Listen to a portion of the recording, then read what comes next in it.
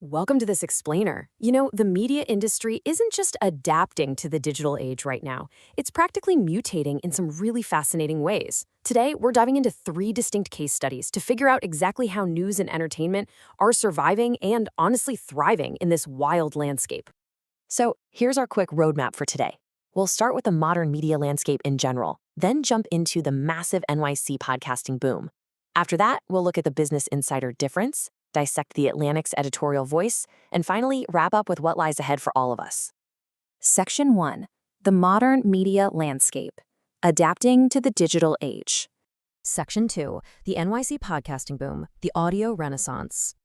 Now, basically, every modern media company is trying to solve this massive dual crisis right now. It's a crisis of audience trust and a crisis of monetization. How do you get people to actually care? And then how do you keep the lights on? Well, look at New York City. It has totally become the epicenter of podcasting. Why? Because audio relies on this incredibly unique, intimate companionship. It doesn't feel like a sterile broadcast. It literally feels like you're just hanging out with friends. And with its crazy mix of ad firms, digital media groups, and tech, New York is perfectly positioned to ride this wave. And the sheer scale of this wave is just wild. We're looking at an estimated 112 million Americans who have listened to a podcast at least once. That's roughly 40% of the whole country. We've completely moved past this being some quirky niche hobby. We are talking about massive mainstream adoption. Building on that momentum, you've got 42 million people who are highly engaged, weekly listeners. These folks aren't just popping in casually. They're consuming over 5 hours of audio every single week, averaging about 5 different shows. Think about that for a second. That level of dedicated, undivided attention is incredibly rare in our scroll-heavy, swipe-fast digital world. Now, since podcasts are mostly free, they obviously rely entirely on ads. But here is the crazy part. 65% of listeners actually remember the specific ads they heard just yesterday. Because of that super intimate relationship between the host and the listener, an ad read feels way more like a recommendation from a trusted friend than a corporate pitch. And that translates directly into massive, sustainable revenue. This financial viability, it's driving explosive physical and economic growth right in the heart of New York City. We're seeing a massive 33% job growth rate at top podcast networks. To put that into perspective, that totally crushes the traditional advertising industry, which is sitting at around a sluggish 7% growth rate. So yeah, podcasting isn't just a fun format anymore, it's a very serious economic engine. Okay, moving on. Section 3, the Business Insider difference, rethinking business news. So there is this fascinating philosophical divide happening in business journalism right now. Historically, your legacy papers, think the Wall Street Journal or the Financial Times, they've operated on this rock-solid premise that profit and shareholder value are the ultimate, really the only bottom line. But Business Insider? They're pushing this more holistic idea of stakeholder capitalism. It's the belief that a company absolutely must create value for its clients, its employees, and, the broader world as a whole. And this isn't just a catchy marketing slogan. It's a deliberate editorial mission.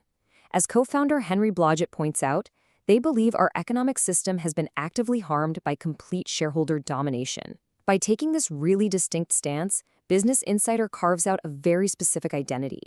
They attract readers who are looking for a totally different kind of capitalistic narrative. It's an incredibly strategic way to build trust, just by wearing your values right on your sleeve. All right, let's pivot to legacy print. Section 4, the Atlantic's editorial voice. The limits of reasonableness.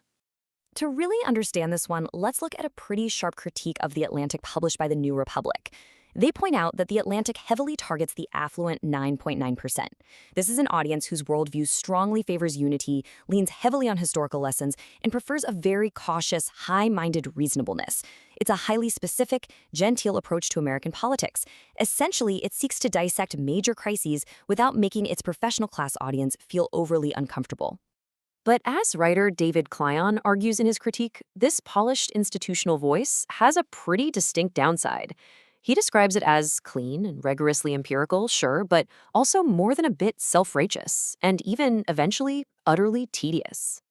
The core argument here is that this specific tone might actually prioritize the comfort of the elite over the urgent need to confront structural, radical problems in society. It's just a fascinating look at how a publication's carefully curated identity is perceived from the outside. And this all builds into a much, much broader philosophical question, the classic battle between evolutionary and revolutionary change. The critique points out that The Atlantic historically favors gradual, evolutionary progress, looking back to past eras of reform as safe models. But when you're staring down modern systemic existential crises, is a polite evolutionary approach actually going to cut it?